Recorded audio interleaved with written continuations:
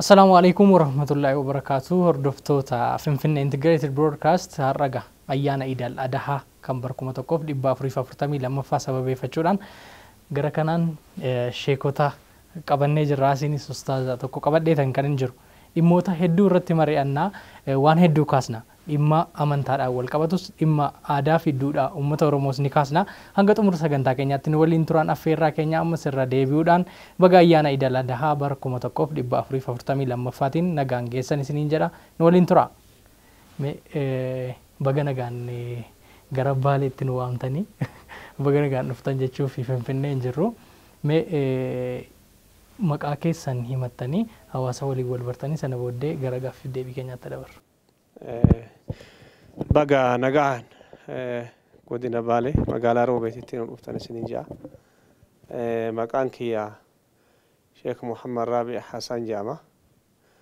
Walii qabaa mana marii ulamaa muslimtoota magaalaa Roobeeti. Meeqa kan keessanitti gara booda irraan deebi'aati. Asumaan ayyaanni Iid Al Adahaa akka guutuu addunyaatti kabajamaatti kan inni jiru. Magaalaa Roobeetii wal qabsiisaati. Ayyaanni Iid Al Adahaa kan bara duraaniitii fi kan baranaa maaltu adda isa taasisaa haala kamiin kabajaa jirtu? Bismillahir Rahmanir Rahim. Alhamdulillahi Rabbil Alamin. Assalatu wassalamu ala ashrafil anbiya'i wal mursalin. Nabiyina Muhammadin wa ala alihi wa sahbihi wa sallama tasliman kaseera amma ba'd. Dura dursoo ayyaana akkasuma gartanii Iid Al Adahaa bara 1442 guutuu muslimtootaatiin baga rabbiin isiniin gahe jedha. Ayyaanni ciida baranaa wanni garaagarummaa isa godhu waa baay'eetu jira. San irraa manni marii islaamaa akka gartee ka naannoo Oromiyaatitti yookaan guutuu biyyaatitti bifa silaa hawaasni barbaadeen ijaaramee amantaa isaa lafa gartee ejjachiisee akkasuma gartanii hawaasa isaa biraan gahee deemuun waan adda isa godhu irraa tokko. Inni biraa bara baranaa kana hedduun ulamaa baay'een isaanii ka rabbii wal ga'an jiru akka naannoo kanaatitti yeroo ulamaa san dhabnutti baay'ee nu gaddisiisee ture. Garuu yoo achi as deemnee ulamaa'ota biraa laallu ka rabbiin keenya nu hambise akka waan keessaa waan tuqamini fakkaata. Baay'ee waan nama gammachiisaa jecha. Ammas wanni iida baranaa kana adda isa godhu as dura miidiyaan nuti argine miidiyaa akka Hamilton akkasuma gartanii Nooral Hudaati. Miidiyaan keessan kun illee dabalatan u dhufe. Waa baay'een dabalamuun oolu jedhee yaada. Ayyaanni kan duraanirra garaagarummaa guddaa qaba jedhee yaada. Gara isaan ittiin darbaati isinis egaa hawaasa musliimaa keessattuu hawaasa Baalee biratti amantaa musliimaa barsiisuudhaan kan isin beekamtan. Sanaan alatti immoo majlisa keessatti akkuma isaanii ni hirmaattu. Isaan egaa dhimmoota adda ayyaana Iid Al Adahaa bara kanaa adda isa taasisu kaasaniitu kan jirani. Hawaasni Oromoo Oromiyaa keessa jiraatu irra calaansaa ayyaana kanaa ayyaana Arafaa jechuudhaan kan inni waamu. Maalirraa ka'eetu kun kan jedhamuu danda'e? Bismillah, alhamdulillah, salatu wassalamu ala rasulillah sallallahu alaihi wasallam. Dursa maqaa kiyya himurraan eegalaa. Maqaan kiyya Xaaha Ahmad Muhammad jedhama. Dura taa'a boordii mana marii muslima magaalaa Roobeeti. Alhamdulillah. Ciidni gartanii guyyaa ulfaataadha, guyyaa kabajaati, guyyaa gammachuu nama hundaati. Namni hunduu mana isaa taa'ee gammadaa jira. Moggaasa maqaa isaa kanas mirqaanuma san irraa ka'ee namni wantoota tokko yeroon gartanii dogongorri illeen argamu bifuma saniin itti gartanii guyyaa kana ibsu ni jiraata. Sanirraa ayyaana kana namni baay'een ayyaana Ciida Arafaa jechuudhaan bifuma saniin onni jedha. Sadarkaa miidiyaatti iyyuu ayyaana Arafaa jedhamee yeroo dubbatamutu jira.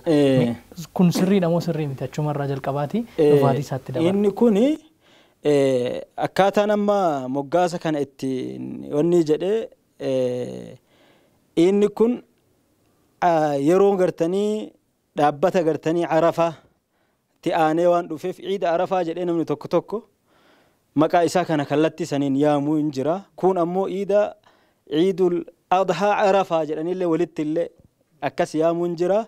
Inni kun Iidul Adahaa jedhamaa jechuudha. Inni tahuu qabu maqaa isaa kana namni marruu ka hubatu Iidul Adahaa. Kanaaf inni kun kallattii kanaan hubatamuun gaariidha. Dabalataanis guyyaan kun guyyaa gartanii gammachuuti, guyyaan ciidaa guyyaa gammachuuti. Wantoonni gartanii dogongoroonni biraatis yoo jiraate waan silaa guyyaa kana keessatti hin barbaachifnellee tokko tokkoodhaan kaafnee yeroo qabnu keessatti waan yaada hiya keessa jirullee ammaaf numa dubbachaa deemna wantoota yeroo kana godhamuu qabu keessattiyyuu hawaasni Oromoo wanta inni guyyaa ayyaana kana gochuu qabu kaasnee irratti mari'annaa isin lameen keessaniyyuu hawaasa magaalaa Roobee biratti akkasumas hawaasa Oromoo biratti amantaa kana barsiisuudhaan hawaasa karaa sirriitti qajeelchuudhaan kan isin beekamtani.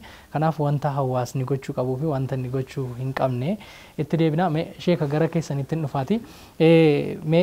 Ayyaana kana ayyaana bara darbeetiin wanta adda taasisu kaastaniitu kan isin jirtani.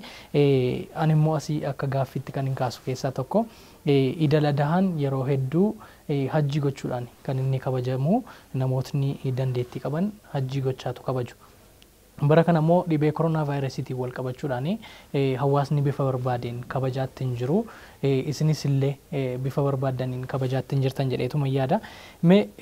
Hawaasni bakka hajji kanatti argamuu hin dandeenye maal gochuu qaba? Haala kamiin kabajuu qaba yeroo koronaa vaayirasii kana? Iid Al Adahaan shari'aa islaamaa keessatti huwal Iidul Akbar ciida guddaa jedhama. Inni guddaan shari'aan islaamaa guddaa jedheen Iid Al Adahaa kana. Yeroo ammaatitti ciidii kanarratti yeroo kana gartanii hujjaajni haramatti yaa'ee dalagaa hajjii nusuka hajjii dalagaa ture. Gaafa saddeetessoo hujjaajni mina deemanii mina bulanii bariisaa isaa ammoo gara Arafaa dhangala'u. Inni kun amata baranaa qofa osoo hin taane amata dabreefis dhaabatee ture. Sababa vaayirasii koronaa kanaaf dhaabbatee ture. Inni kun rabbiin nurraa kaasi jennaan ka lakal utubaa hattaa tardaa deebiin nurraa fi rabbisii fi haga gartee nurraa jaalatutti jedha. Hawaasni as jiru waan inni dalaguu danda'u waan guddaadha. Akkuma warri hajjii achitti dalagaa guddaa qabu asitti illee dalagoonni baay'een jira. San irraa guyyoota gartanii kaaduuba kana keessatti guyyaa gartee dabre osoo guyyaa ciidaan tahin guyyaa gartanii dabre keessatti wanni akka soomaa hin jira. Ka gartanii guyyaa sooma guyyaa Arafaa hin jira. Gaafa ciidaa keessatti wanni guddaan dalaguu qaban kallattiidha waan gabaabsee waafur wanni isin ibsu jira. San irraa ciidatti bahuun duratti uummanni muslimaa wanni dalaguu qabu qaama isaa dhiqatuu qaba. Guyyaan sun guyyaa gammachuu waan ta'eef hawaasa guddaa waan wal gahuuf qaama isaa dhiqata. Achirraa hoo ka'ee wanni inni dalaguu qabu waan bareeda uffata. Waan gaarii uffatarraa uffata filamaa uffata. Uffata filamaa erga uffateetiin hin jedhee waan urgaafu godhata. Eega waan urgaafu godhate gara dirree iidaatitti ganamsata. Yeroon inni salaatamu yeroo gartanii aduun qeedaruun hin likkiisuma yoo fuudhamtu waan ta'eef gara dirree iidaatitti ganamsata. Yeroo ganamsatu kanatti waan isarraa eegamu jira. Waan isarraa eegamu takbiiraa godha. Allahu akbar, Allahu akbar, laa ilaaha illallah, Allahu akbar, Allahu akbar, walillahi alhamdu jedha. Maal jechuudha mee? Hawaasni afaan kana nageenya waan jiraniif maal jechuudha? Akkuma isin jettani hawaasni muslimaa wanni inni rabbi gabbaruun afaanuma gartee ka abbaan shari'aa nabii Muhammad dhufe kanaan alayhi salaatu wassalaam afaan arabaa wajin akkasi garuu hiikoon isaa Allahu akbar rabbi guddate jecha rabbi guddate waa hundaa olitti rabbiin kenna guddate. Laa ilaaha illallahu Allahu akbar walillahi alhamd gabbaramaan argamee dhugaadhaan ka gabbaramu rabbii kenna malee hin jiru rabbiin keenya guddate jecha. Inni kuni takbiiraan ka eegalamu rabbiin keenya guddate jechuun kun bariisaa guyyaa arafaa gaafa salgeessoo san jecha arafaa guyyaa arafaa gaafa achi hujjaajin arafa dhaabatu asii takbiraan bariisaa isaa eegalama ittuma fufa warri gartee kaa'iida asitti dirree iidaati bahu takbiraa kana ni jedha takbiraa kana booda salaata geegeffata san boodatti ammootu udhiyyaa geegeffata udhiyyaa jechuun wanta qalamu ani maa yusbah min bahiimatil an'aam beeyladoolee sadiin irraa waan qalamuun jedhanii gaalarraa horii irraa akkasuma hoolaa yookaan re'ee irraa waan qalamu jecha inni kun akka shari'aan islaamaa ibsetti udhiyyaan kuni nama torbarraa gaala tokko nama torbarraa horii tokko walitti makamanii udhiyyaa kana yoo qalan hin ta'a jecha re'ee takka gartanii maatii mana tokko irraa akkasuma yoo qalan hin ta'a wanni guyyaaf san dalagamu eega gartanii iida geessanii deebi'anii isa kana erga qalanii jedhanii ammootu guyyaa gaafsanii ammallee waan iida kaaniin garagaro godhu osoo gartanii waan nyaatiin bahan rasuulli keenya alayhi salaatu wassalaam osomaa waan nyaatiin dirree sanitti bahanii erga galanii ammootu rasuulli keenya alayhi salaatu wassalaam timira irratti furanii gaafa ammoo gartanii ka hajjatal wadaa waan qalan san irraa tiruu irratti gartee furee rasuulli rabbi alayhi salaatu wassalaam isa kana wanni guddaan gaafsan dalagamu jecha wanni ammoo qalamu kuni wanni qalamu kuni akka ulamaani jedhanitti bakka sadiitti ilaalama hadiyyaan nama dureessa nama waa qabullee hadiyyaa godhuun hin taha hiyyeessallee nyaachisuun hin taha ufiillee nyaatuun hin taha akka sadaqaa gariita sadaqanii nyaanne jira ka shari'aan haraama godhe jecha waan sadaqan tokkotti deebanii nyaatu ka shariin haraama godhu jira kun osoma asiin sadaqatan asiin ufiillee nyaatanii hadiyyaallee godhanii namaallee erganii jecha waan kana dalagama. Hayyee guyyaa ayyaanaati gaa namootni wantoota gochuu qabanii fi wantoota gochuu hin qabnellee beekuudha kan isaan qabanii isaan asitti guyyaa iidaa kana wantoonni qalaman udhiyyaan jira jedhaniitu kan isaan jiranii namootni qaluu hin dandeenya waan godhu. Islaamummaan akka waliigalaatti namni marruu humna isaatiin ibaadaa tana godha malee waan humnaa oli waan humna ittiin qabne wanni inni cinqamuuf hin jiru waa baay'ee jira waan ta'eef inni kunis namni guyyaa san waan kana raawwachuu hin dandeenye ibaadaa bal'a jira guyyaa san wanni raawwatan waan humni isaa danda'u waan qabeenyi isaa danda'u raawwachuudha jechuudha.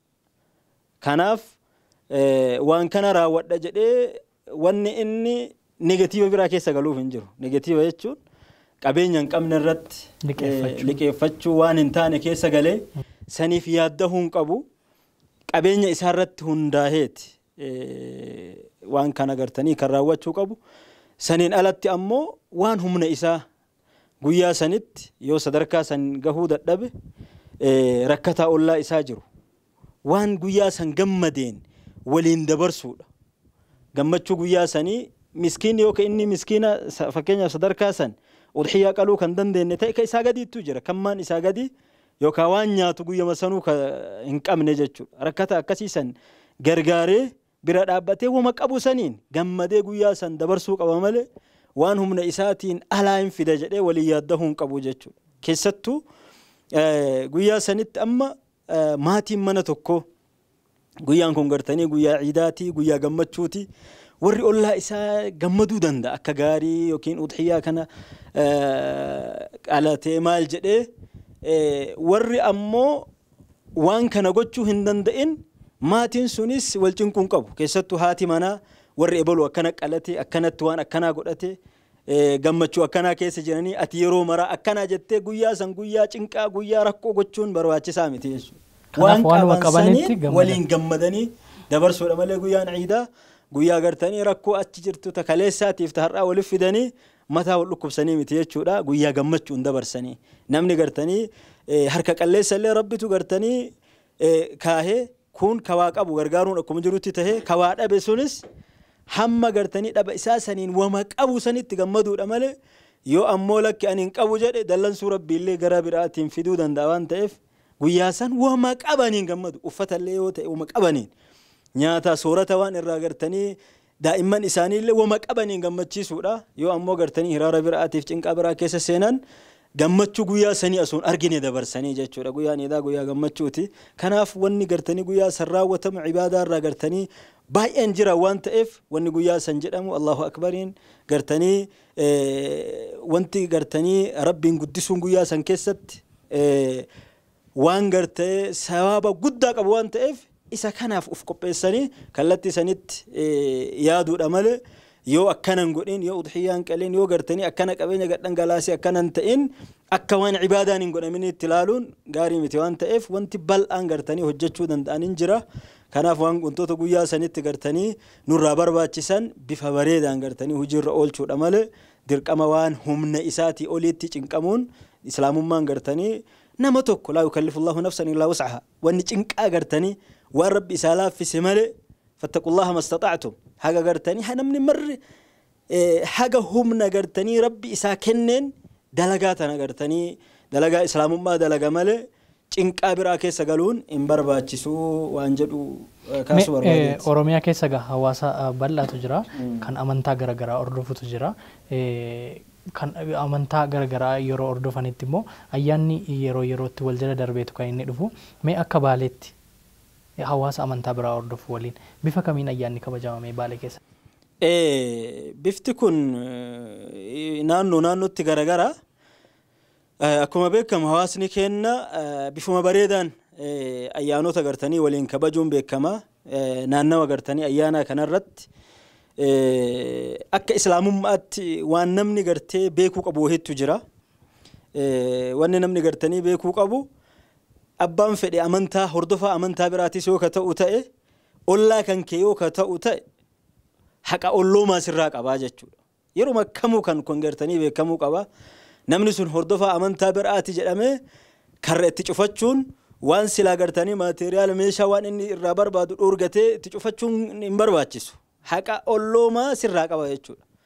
Inni hordofaa amantaa biraati jettee waan gartanii sayoo ka irraa dhoorgitu ta'eeti haqa ollooma isaa san dhabsiifteerta waan ta'eef guyyaa kanas daangaa gartanii rabbi kaahessaniin rabbiin kenna waa maraafuu gartanii akkaataa adeemsaa waan sharciin kaahetu jira kallattii kana hundaan guyyaa san hawaasa gartanii amantaa biraa hordofan warroota ollaa isaanii gartanii guyyaa san waliin dabarsuun baay'ee gaariidha. Hawaasni kennas waan kanarratti dammaqii bareeda qaba jedheeti yaada haala gaariitu jira isa kanarratti waan bareeda haaluma gartanii duraan baratan saniin bifa bareedaan yaana kanas akka kabajan abdii guddaa qabaa waan jedhu kaasuu barbaadeeti. Egaan kabajamtoota hordoftoota Finfinnee Integrated Broadcast FiB irraa qophii ayyaana Iid Al Adahaa sababeeffachuun isiniif qophaa'edha kan isin daawwachaa jirtan. Finfinnee irraa kiiloomeetira 400 ol fagaachuudhaan baddaa Baalee keessa kan inni jiru. Sheekota waliin wantoota hedduu irraa barachaatti kan inni jiru. Amma immoo gara muuxannoo isaanii mudannoo isaaniitti dabarra. Ammas qophiin FiB itti fufee jiran waliin tura. Mee sheeka yeroo umrii ijoollummaa keessanii deemtanii barnootaan kan isin dabarsitanii mee guyyaa Iid Al Adahaa kabajan kana wanti addaa wanti isin mudate jira laata wanti isin hin irraanfanne? Waan jabatu jira. Ani yeroo dheeraaf da'awaa islaamaa kana gaggeessaa ture. Biyya tokkotti osoo hin taane biyya hedduu keessa deema. Bara 1992 akka lakkoofsa biyya keenyaa kanatti ana leemuu bilbiloo gara saanu gartee gara roobee garjeedaatiin baadiyaa keessa ganda eebanoo jedhani. Guyyaan iidaa kun akkamiin ibsamuu qaba duraan namni taphataa sheekota jedhee biyya na waqqasaa ture. Taphannee isin garsiifna fardoo fidaa jenneen duuba. Farda gulufsiisu. Yoo xiqqaate farda 40-50 fidanii guyyaan guyyaa gartee gammachuu guyyaa taphaa jennee farda kana gulufsiisuu eegalle. Aniyaa waa bootaan itti dhaladhellee naannoo fardoon itti argamu waan ta'eef yaabbii ni beeka. Daawaallee deemee asii achi waan rakkadheef yaabbii baradhee jira. Gulufaa turre nama 3-4 jige beeyta. Nama jige kana kulli ana seeti jarri. Angaruu gara sun jiru gara jigiinsa. Akkasitti booda guyyaa san najjahanee biyyi sun gammadee achi as waan gaarii jedhanii irratti dalagatanii jiru. Baay'ee waan na mudate jedhee. Guyyaa Iid Al Adahaa bifa kanaan gammachuudhaan faradoo taphachiisanii gammaduun ni danda'ama. Ni danda'ama faradoo taphatuun tapha biraallee gartanii akka Aishaan jaartii Rasuula Rabbii jettu radiyallahu anha wa ardaaha. ani gara ormaa bashaa ta'e ilaala jettee wahum yalcabuuna isaanni taphatanii saha dirree masjidaatti taphatanii ani rasuula rabbii irra gartee kaa boqoo kee kaadhe ilaala jette. Dubartiin takka nama baay'ee ilaalu shari'aan hin hayyama jechuudha. Wanni keessaa fudhatamu. Takka takka wallaaluu ni dhorgama. Dubartiin takka nama baay'ee gartee taphatu waan akkasii yoo laalte homaan qabu jedhanii. Kanaaf taphni lima gaa jecha. Kanaaf guyyaa iidaa kana taphachuun gammaduun ni gammaduun ima gaa asirratti waan ibsu jira. Taphatuun hin gaa'u jenni wanni akka sirbaa, wanni akka gartee daansii, wanni akka viidiyoo adda addaa kaasuun haraamata. Tapha shari'aan islaamaa hayyame qofa jechuudha. Farda baasanii taphatuun akkasuma tapha tokko tokko kan ijoolleen taphattu jira. Tapha akkasii taphatuun shar'ii keenya keessatti waan dhoorgamu qabu. Taphni kun ammootu dhoorgamaadha jechuudha. Asumaan wanni isinitti dhaamannu waan amma nurraa waraabdan kana tapha biraatiin akka walitti hin hiine isiniin jenna. Ayyeegaa yaada keessan galmaan ni geenya. Asuma irratti gaaffii tokko isinii dabaluudhaaf guyyaa Iid Al Adahaa kana booda namootni hedduun guyyaa kana qaluu hin dandeenye taanaan guyyoota sadan achaanu keessatti qaluun ni danda'ama wanta jedhu quba nan qaba. Mee hagam dhugaadha guyyoota hafan keessatti har'a qaluu namni hin dandeenye boriif iftaan qaluu hin danda'a? Rasuulli Rabbii waan jedhan qabu alayhi salaatu wassalaam. Ayyaamu tashriiq ayyaamu aklii wa shurbin yaani. Ayyaamni tashriiqaa guyyaa gartee foon isa keessa goggoifamu. Guyyaa nyaataa dhugaatiiti jedhan. Qalmi ka eegalu iida salaatanii iida booda salaanni iidaa salaatamee san booda eegala gaafa kurnyeessoo jecha. Achirraa guyyaan 11ffaallee guyyaa maqalmaati. Guyyaan 12ffaallee guyyaa maqalmaati. Guyyaan 13ffaallee guyyaa maqalmaati. Guyyaa 4 ta'ee jira miti. Haga gartee ka osoo aduun guyyaa 13 sun hin dhihin haga sitti qaluun sharrii islaamaatitti hin gaha. Qalanii gartee akka reef jenne san ofiillee nyaatanii namallee nyaachisanii nama barbaadanii hadiyyaallee godhanii hadiyyaaf sadaqaan garagara. Hadiyyaa wanni jedhamu kabajaadhaaf waan nama ergamu wayiiti. Hadiyyaan. Sadaqaan nama waan nama rakkate tokko kenna wayiiti. Isa kanaaf qalmi gartanii kaaduuba shari'aa rasuulaa irraa akkasiin nu gahe jecha. Meegaa guyyaan guyyaa iidaati hawaasnis xiqqoose bashannanuudha kan inni qabu nashiidaa ta'uu manzumaa ta'uu walaloo barbaadan akkasin affeertaniif carraasni kenneera. Waan ajaa'ibaati. Nashiidaa waan jedhamu kanaan hin beeku ajaa'iba. Ani waan daa'ii ta'eef waan nashiidaa jedhamu kana irraan beeku tureecha bakka san dhifa moonaa gooteen ta'ame. As dabarsina. Tole carraa isaanii gara keessanitti dabarsaniitu kan isaan jiranii mee walitti deebina daawwattoota keenyaaf walaloos haa ta'u wanta barbaadan irraa wanta isaan bashannansiisattanii affeeruu ni dandeessu carraa isinii kenne.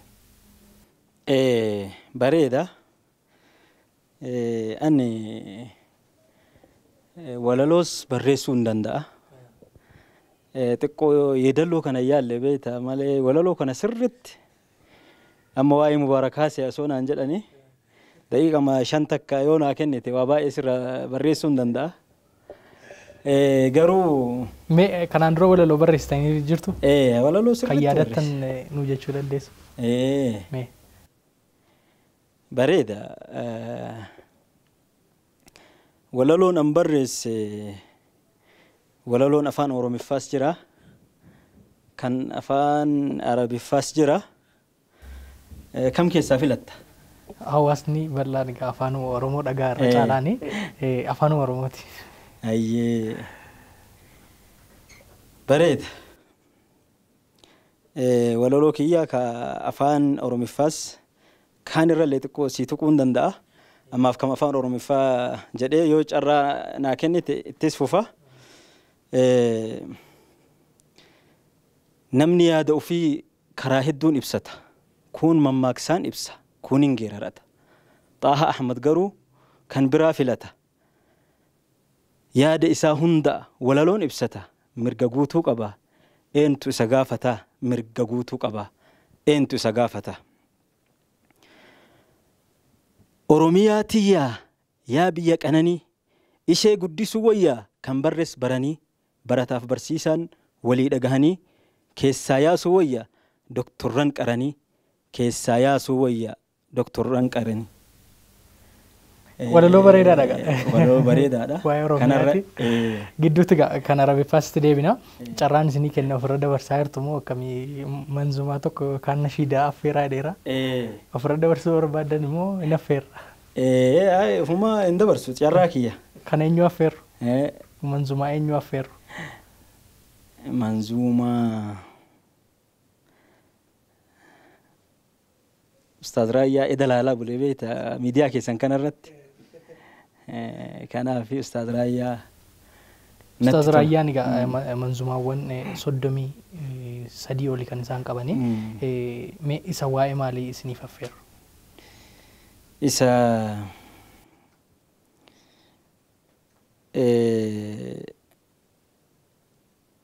Isa keessaa guddisa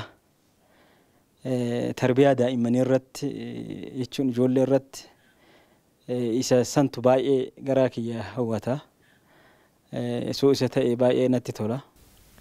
Egaan kabajamtoota hordoftoota FiB Finfinnee Integrated Broadcast irraa qophii addaa ayyaana Iid Al Adahaa sababeeffachuun baaleetti qopheessineedha kan isin biraan gahaa jirru manzumaa Ustaaz Raayyaa Abbaa Maccaa waa'ee daa'immanii irratti barreessan akkasumas immoo yeedaloodhaan isaan qopheessanii hawaasa biraan gahan isin biraan geenye walitti deebina waliin tura.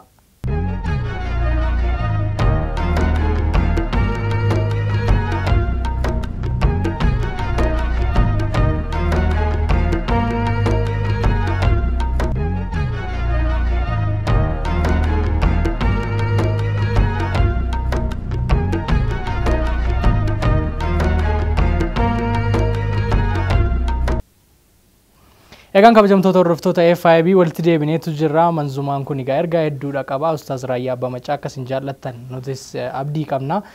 Manzumaawwan hedduu akka isaan hojjetanii jiranis isinis ni beektu. Manzumaawwan isaanii immoo isin biratti akkaan ni jaallatamu. Egaan hundumtuu yeroo hedduu manzumaawwan isaaniitti ni bashannana. Mee gara keessanitti haa dhufuuti. Dhumarratti wanta jechuu barbaadan yoo jiraate keessattuu baalee kana keessatti walitti bu'iinsi amantaa ni dhagahama. Hawaasni iddoo biraas akka dhagahuu fi walitti bu'iinsi amantaa kun maalirraa ka'eetu kan inni dhufu maaliin furamuu danda'a amma immoo maalirra jirame? Walitti bu'iinsa amantaa wanni jedhamu in jira jedheen fudhuani. Sababbiin isaallee hoogganaa amantaa kanaatillee jiraataa magaalaa kanaatillee jiraataa Baaleeti. Yeroo baay'ee okkorri ka'u walitti bu'iinsi ka'u dhimma amantaati jedhu tokko tokko namni akkasii jiru. Jala buunee wayita hordofnu wanni amantaa jedhamu hin jiru. Amantaa wanni nama walitti bu'u hin jiru. Wanni nuti beeknu akka biyya kanaatitti namni amantaadhaan wal danda'ee jiraatudha. Amantaan muslimaa barsantii guddaadhaan jira. Amantaan kiristaanaa jira.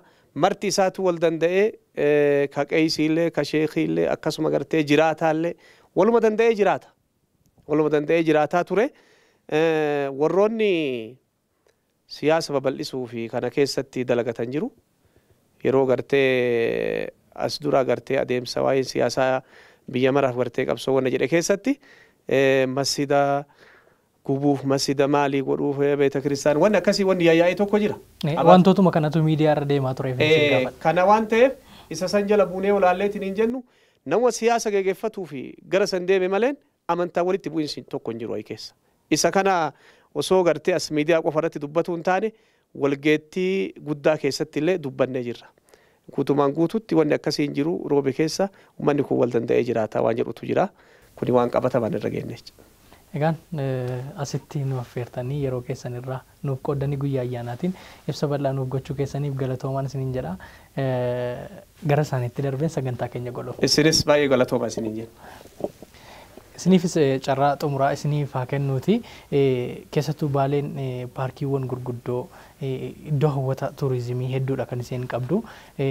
Kanarratti immoo haalaan akka hojjetamaa jiru mootummaan naannoo Oromiyaa gama turizimiitiin akka hojjechaa jiru beekamaadha. Mee paarkiiwwan as jiran keessaa kan yeroo ammaa haala gaariidhaan itti fayyadamaa jiranii fi kan immoo itti hojjetamuu qaba hasirrachuu qaba yoo jettan jiraate xumura irratti gama kanaan ibsa yaada keessan akka nu kennitan. Dhiifama yoo naa goote isa kanatti osoo hin dabarrin dura xiqqoo yaada duraa san irratti walitti bu'iinsa amantaa waan jedhu san irratti xiqqoo waa dabaluu barbaadeeti. Sababni isaatis waa'een keenya kun sirriitti ol ka'a. Haala sanirraa ka'ee akkamii waan jedhurraa ka'uudhaan kallattii garagaraatti haga sadarkaa qorannaa geggeessuutti illee gartanii yaaliin gochaa jira maali wanti jedhamu kuni. Akkuma isaan jedhan qaamni faayidaa barbaadu jidduu kanatti hawaasa kana addaan harkisuun ni mul'ata. Isa kanaaf wanni kun harkisuun akkasiisuun akka jirutti tahee waan takkitti qofa jechuu barbaade. Qaamni kanaan hawaasa kana addaan burjaajessuu barbaadu as keessa qaawwa wahii barbaadu hin milkaa'u yeroo mara. Si milkaa'u waan ta'eef dhaabadhu jechuun ni barbaada. Maaliif baay'ee yaalamee ture wanti kun masjiida irratti akkana ta'amaaraa beeta kiristaana irratti akkana ta'amaaraa haalli akkana gabbuunee ifin warroota amantaa kiristaana abbootii amantaa kiristaana wajjinis yoo laallu duuboo kana wanni tokko hin jiru garuu qaamni waan kana yaalii godhaaru jiraachuun isaa gartanii wanni mul'isu ni jira. Isa kanarratti abbama fedhe yoo ta'e dhaabadhu jechuun ni barbaannaa jechuudha akka waliigalaatti. Itti aansee kaatti naa kaafteef Baalee biyya gartanii qabeenya uumamaatiin badhaatuudha. Paarkiiwwan gartanii babal'aan ni jiru. Fakkeenya paarkii Diinshoo fudhachuu dandeenya. Akkasuma siin gaara saannatee kana keessa ol baatee lafa ol ka'umsi isaa sadarkaa ajaa'ibaa irratti akka sadarkaa addunyaatti lafa ol ka'umsarra gartanii kiiloomeetira dheeraa gartanii fageenya qabuun beekamu qabdii jechuudha godinni kun. Akkasuma holqoowwan garaagaraa iddoon seena qabeessa jedhamee yaadamu ni jira. Wanti kun marru akka waliigalaatti anamma isa kanatu hanqina qabaa isa kanatu akkana jechuudhaaf naannawa sanirratti qorannoo fi wanti adda addaa yoo mirkanaa'ee wanti akkanaa taha garuu akka kiyyatti akka ayyaadutti naannawa qabeenya uumamaa kanarratti hojiin baay'een mootummaan hojjechuu danda'u barbaachisu akkasuma ka hawaasnis gartanii hojjechuu barbaachisu waan jiruuf hawaasni akka waliigalaatti qabeenya isaa kunuunsuun mootummaan akka abbummaatti waan kana fudhatee gartanii itti deemuun dirqama kenna mara jedhaa numarruu gartanii qabeenya qabnu kana yoo kunuunsine biyya bareedaa gartanii hawwattuu qilleensa gaarii gartanii keessa jiraachuudhaaf qabeenyi kun kennaa keessattuu warroota naannawa san jiraataniif warroota naannawa paarkii kana jiraataniif qabeenya kana yeroo gartanii qaamni mootummaatu kallattii garagaraatti waan kanan godhinaa jedhu akka waan biraatti fakkeessuun akka waan mootummaan isa miidhuutti yookiin amma naannoo saannatee kana saatoon hin jira ni beekna jechuudha. Yeroo saatoo kana horima keessa dheechifachuudhaaf yeroo tokko yeroo ibiddaan gubamu ni jira. Wanni kun dogongora faayidaa dhuunfaa nama tokkootii fi faayidaa gartanii biyya waloo dhiisee faayidaa dhuunfaa isaatiif yeroo inni saatoo gubu bu'aa xiqqoo barbaaduun ni jira. Isa kana hundarraa dhaabannee waan silaa qabeenya kenna ta'e kana kunuunsuun barbaachisaadha. Hawaasa kenna bifa kanaan dhaamsa dabarsaa qaamni mootummaatis naannawa kanarratti hojii isarraa eegamu akka hojjetu jedha. Kanuma dabarsuu barbaada. Galatooma Alfaadhaa ayyaana gaarii isiniif haa ta'u. Walumaan. Galatooma Alfaadhaa. Egaan kabajamtoota hordoftoota FiB Finfinnee Integrated Broadcast irraa ayyaana Iid Al Adahaa sababeeffachuudhaan Finfinnee irraa kiiloomeetira 400 ol fagaachuudhaan Baalee jirra. Baalee keessatti immoo keessummoota lama waliin egaa kan nuti turtii taasisne turtii keenya keessatti immoo waan hedduu barattaniitu waan hedduu hubattaniitu waa'ee Baalee hin beeknes bartaniitu jennee abdanna. Keessatti iyyuu Baaleen yeroo garagaraatti walitti bu'iinsa amantaatiin ni hamatamti. Sunillee abbootiin amantaa nuyi keessaa hin qabnu qaama dhimma kanatti fayyadamutu jira jedhanii. Kanaaf Baaleen biyya jaalalaatii biyya amantaan wal danda'insaan keessa jiraatudha. Kanaaf Baalee dhufuus amantiin barbaaddaniyyuu asitti hordofuun mirga keessanidha jedhanii jiru. Kanaaf maqaa Baalee Feesbuukii fi miidiyaalee garaagaraa irraa odeeffamutu hin taane qaamaan Baaleetti argamuudhaan Baaleen wal danda'insaan akkasiin jiraachaa jirtu hubannee jirra. Kanaaf isinis kana hubachuudhaan dhimma Baalee irratti wantoota odeeffamantu hin taane wantoota abbootiin amantaa jedhan hubachuu qabdu jennaa. Sagantaa keenya asitti golabeetan jira. An Mubaarak Bashiriin ture gama ogummaa kaameraatiin Nahoodhaaf Daani'el na waliin turanii gara istiidiyootti isin deebisa. Nagaatti.